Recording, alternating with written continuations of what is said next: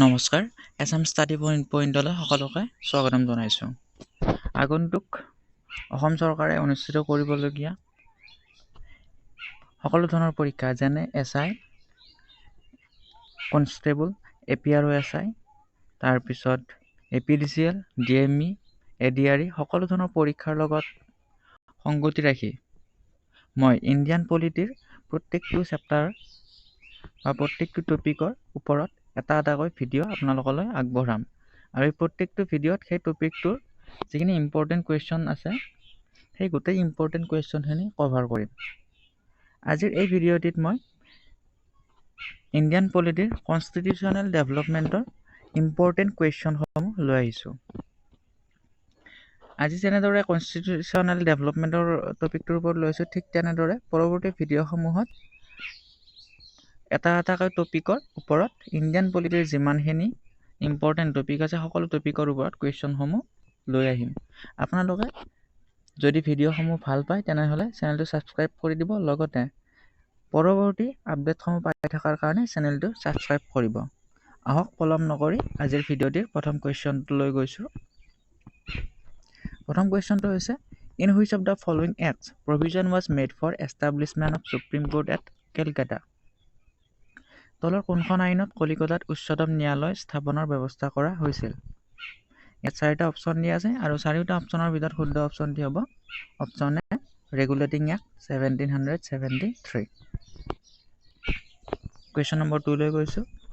The first definite step to provide parliamentary control over East India Company was taken by east India কোম্পানীত সংসদীয় নিয়ন্ত্ৰণ প্ৰদানৰ প্ৰথমটো নিৰ্দিষ্ট পদক্ষেপ গ্ৰহণ কৰা হৈছিল আৰু ইয়াৰ শুদ্ধ অপশ্যনটি হ'ব option A the regulating act 1773 জৰিয়তে। Question number 3 which act passed by the British parliament to address the shortcomings of regulating act of 1773 is also' known as East India company act 1784।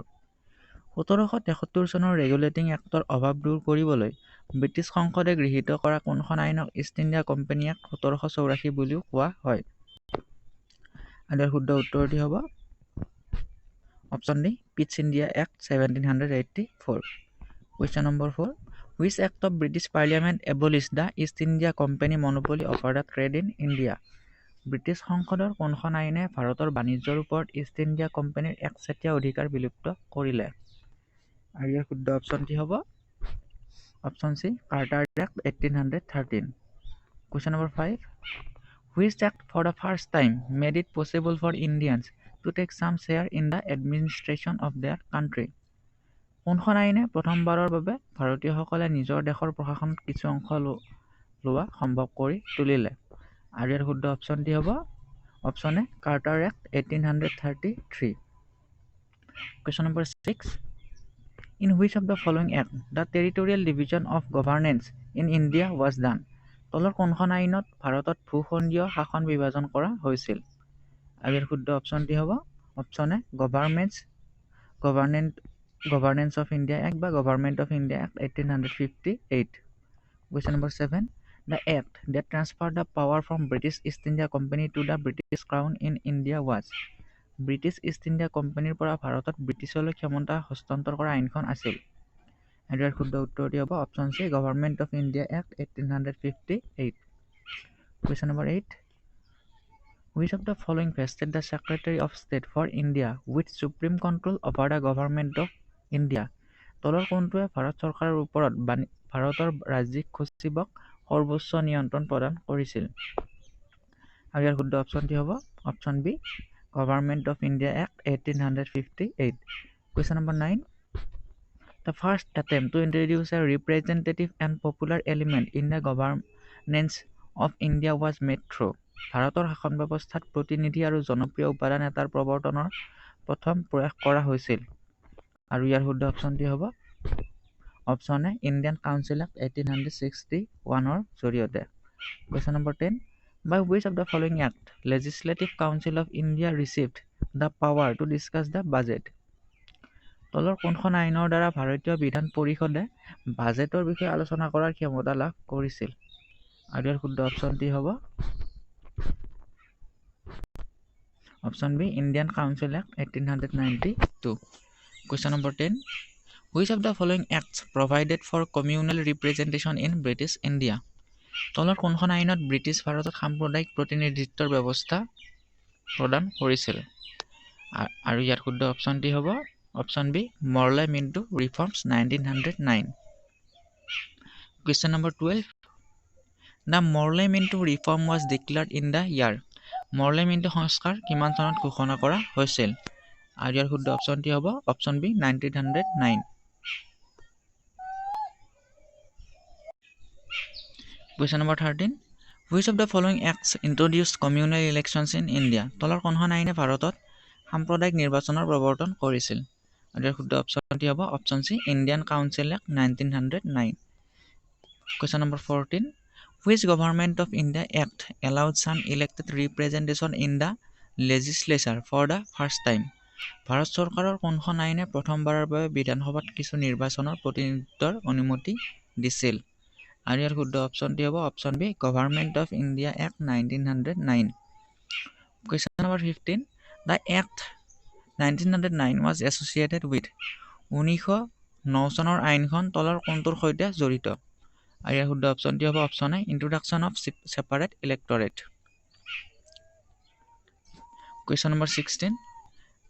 The Indian legislature was made bicameral for the first time by. ভাৰতীয় বিধায়িনী দলক প্ৰথমবাৰৰ বাবে দ্বিকেমেৰেল কৰা হৈছিল আৰু কোনটো আইনৰ জৰিয়তে?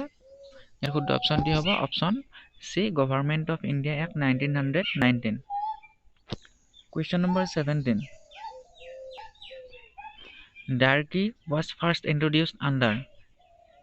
DRE ব্যৱস্থা বা দ্বৈত শাসন ব্যৱস্থা প্ৰথমতে কাৰ অধীনত প্ৰৱৰ্তন কৰা হৈছিল? আৰু ইয়াৰ শুদ্ধ অপশ্যনটো হ'ল অপশ্যন বি, মণ্টফৰ্ট ৰিফৰ্মছ.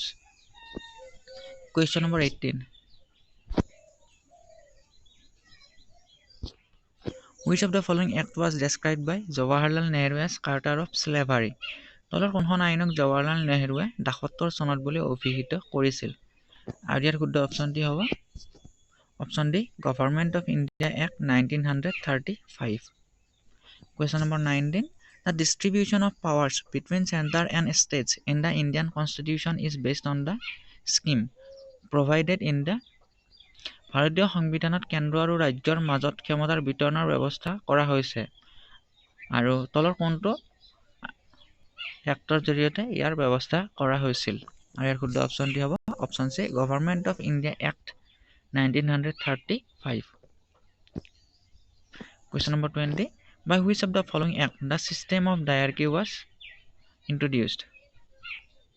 তলৰ কোনখন আইনৰ জৰিয়তে ভাৰতবৰ্ষত DRE ব্যৱস্থাটো প্ৰৱৰ্তন কৰা হৈছিল? আৰু ইয়াৰ শুদ্ধ অপশ্যনটি হ'ব অপশ্যন চি, 1935 আইন 1935 চনৰ আইনৰ জৰিয়তে ভাৰতবৰ্ষত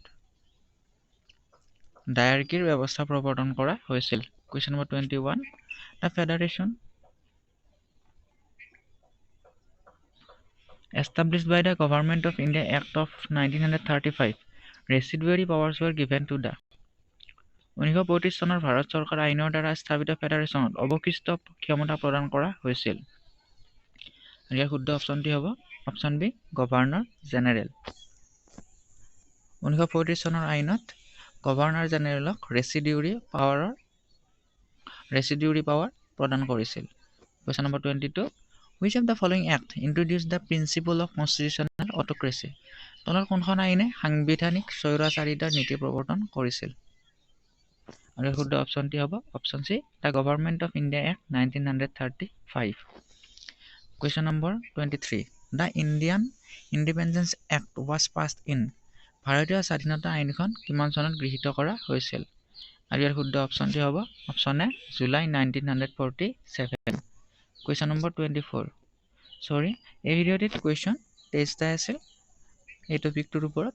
গোটেইকেইটা ইম্পৰ্টেণ্ট কুৱেশ্যন হয়।